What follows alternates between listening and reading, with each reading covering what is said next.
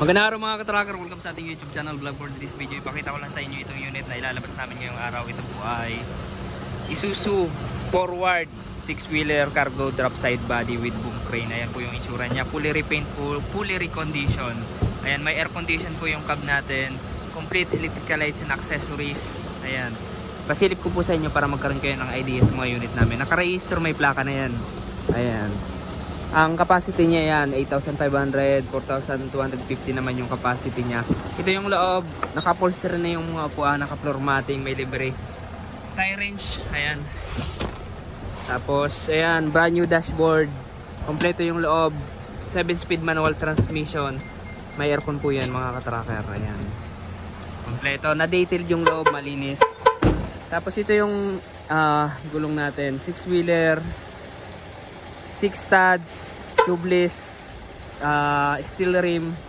Ang sukat ng gulong 245 by 70 R 19.5. Naka-molye harap likod, dagdag na rin, dinagdagan na yung molye.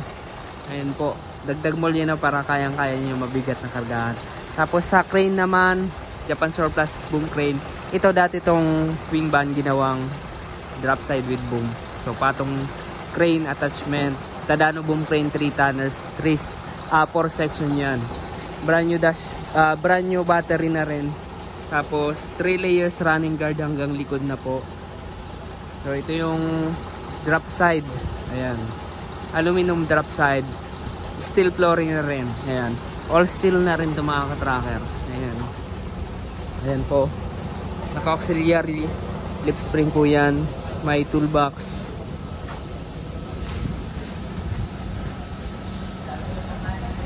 Ayan o, yung likod.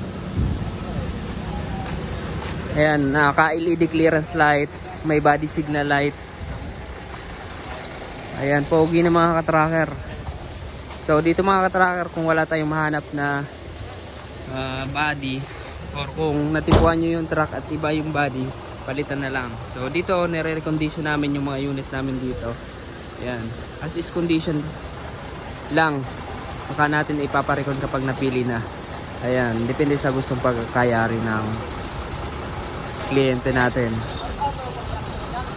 Ayan, shoutout kay Romeo Bacalangwe dyan. Ayan o, may gawa nito. Ayan, shoutout. So solid na yung mga ka-tracker. Ayan po o, diba? Palit ano rin, fuel tank, pinalakyan. Ayan yung kanyang PTO. So naka propeller type papunta dun sa hydraulic pump na para sa boom crane. Ayan, ito yung loob ng body.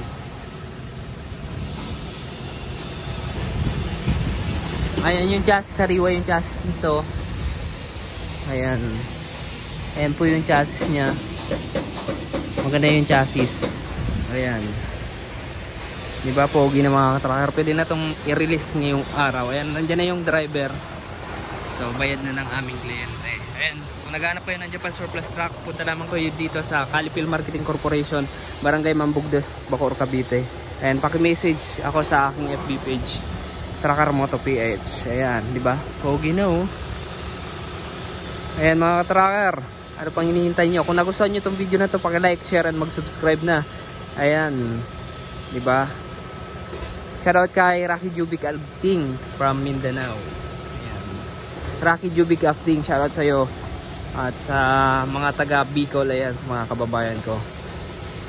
Ayan, solid. Shoutout din sa ating electrician, Alfred Belda.